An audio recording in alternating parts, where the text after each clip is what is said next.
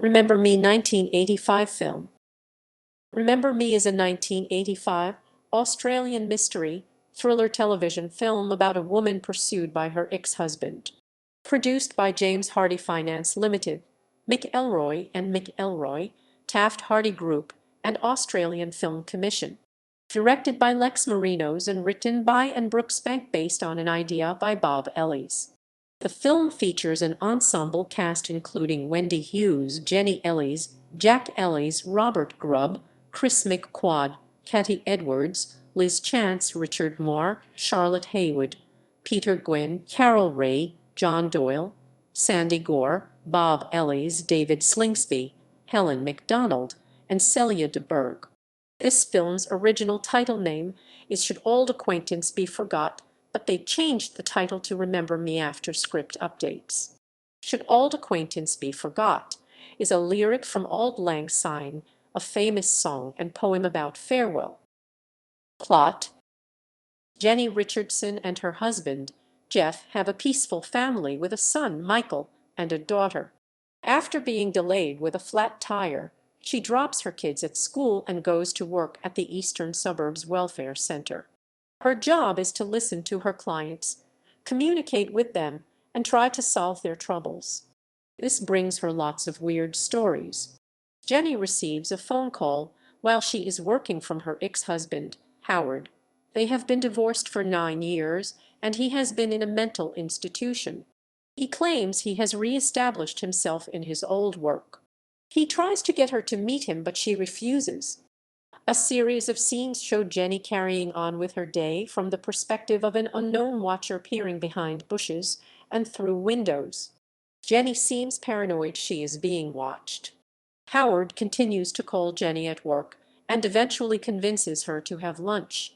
Their lunch meeting is tense and uncomfortable. He claims that his mental issues have been cured with medication, 2 tablets a day. However, he still seems neurotic and scares Jenny a few times. Jeff is also in the park where they had lunch, and when he asks later who she was with, she lies. From then on, Jenny has nightmares about her past with Howard and her childhood. This includes her as a child seeing a body hanging from a tree.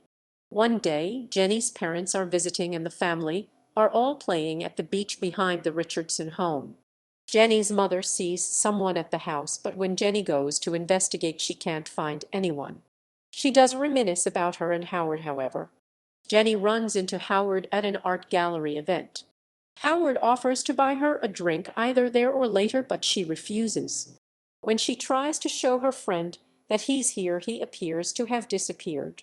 As she leaves, he approaches her and they kiss briefly before Jenny reconsiders it. However, he continues to reappear in her life and write her letters, and they rekindle their relationship. Jenny becomes increasingly conflicted about the affair, resulting in fights with Jeff and her continued mental decline. On one of their meetings, Howard says that had he gotten out of the mental institution in the first few years, he would have killed her. Yet he claims he has gotten over it. When he invites her over to his new home, he has recreated it to look like their old home. Jenny confides in her friend Adele when she comes to visit for dinner. She says she wants to end her affair with Howard. Adele encourages this and, as a psychologist, offers her services free of charge to Jenny. When Jenny goes to work, her client's son and daughter-in-law are there to talk about the client. They want to commit her to a mental institution, but given her regrets about doing the same to Howard, she refuses. She has a breakdown in the office because of this. Jenny goes to see Adele in her office. The two work through the problem. She talks about why she originally fell in love with Howard. When Adele asks about what Howard was diagnosed with, Jenny lists off schizophrenia, paranoia, and psychosis. But she describes how his mood would turn dark when they were together. Jenny also recounts the incident where Howard hospitalized her and which led her and her father to commit Howard to a mental institution. Adele tells her that the sleeping pills that Jenny's doctor gave her may cause waking dreams as a side effect.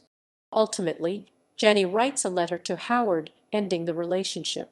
Jeff confronts Jenny about her strange behavior. Jenny confesses about the dreams but doesn't tell him about Howard. She says she needs a break from the city, so they retreat to Jenny's parents' vacation home in the country. Throughout the trip, Jenny sees Howard and is unsure whether he is really there or a waking dream. Jenny revisits the tree from her nightmares. That night, Jenny's parents recall their grievances with Howard. Jenny has nightmares again, and when she wakes, she thinks she sees Howard at the window, but it's just a possum. Jenny's father and Jeff talk about a man who hung himself when Jenny was 7. He says that this was the source of her nightmares as a child. The next day, Jenny looks for evidence that Howard was at the window, but then Adele calls. She has looked into Howard's medical history, and apparently Howard was not released from the mental institution, but escaped instead. This terrifies Jenny. Jenny looks for Howard at the small abandoned house that she saw him in the day before. She finds him trying to climb up into the roof. Jenny begs him to leave her alone. Jeff approaches and Jenny tells Howard to hide. Jeff asks who she was talking to, and she lies again, saying she was just talking to herself. Jeff's friend and co-worker Barbara arrives, which angers Jenny. She goes to the abandoned house again but doesn't find Howard. However, there is a dead dove. When Barbara discusses the case she's brought Jeff to look at, Jenny is angered that they are defending developers who she dislikes due to their treatment of her clients. Later, she gets upset that no one is talking to her, and her father tries to comfort her, but she runs away to the house again. Suddenly, she sees Howard hanging from a tree like from when she was a child. She screams and calls Jeff and her father to take a look. But when they come, no one is there. Jenny's mother gives her a pill to help her sleep. They think Jenny has gone insane and consider committing her to a mental hospital. In the middle of the night, Howard comes to Jenny's house and breaks open the window. He tells her that her family are planning to commit her and asks her to run away with him. Jenny's mind is clouded by the medication and she follows Howard deep into the woods. Jenny realizes that if what she saw was real, Howard should be dead. She accuses him of gaslighting her. Jenny's father has discovered that Jenny is missing and comes to the woods with a gun. He shoots Howard but misses. Howard beats Jenny's father with a machete. Jenny finds her father's dropped gun and shoots Howard again, killing him this time. In the final scene, Jenny's perfect life is restored. Cast: Wendy Hughes as Jenny, a woman with a perfect life until her ex-husband reappears. Jenny Ellis as Kate, Jenny and Jeff's daughter. Jack Ellis as Michael, Jenny and Jeff's son. Robert Grubb as Jeff, a gentleman and Jenny's husband. Kris McQuade as Sue, Jenny's friend and co-worker at the welfare center. Kati Edwards as Mrs. Carter, a welfare recipient that Jenny serves. She claims that her daughter-in-law is poisoning her through various methods. Liz Chance as Mrs. Beck, a welfare recipient with children and an apparently abusive husband. Richard Moir as Howard, a mysterious and dangerous man who was Jenny's ex-husband and comes back into Jenny's life.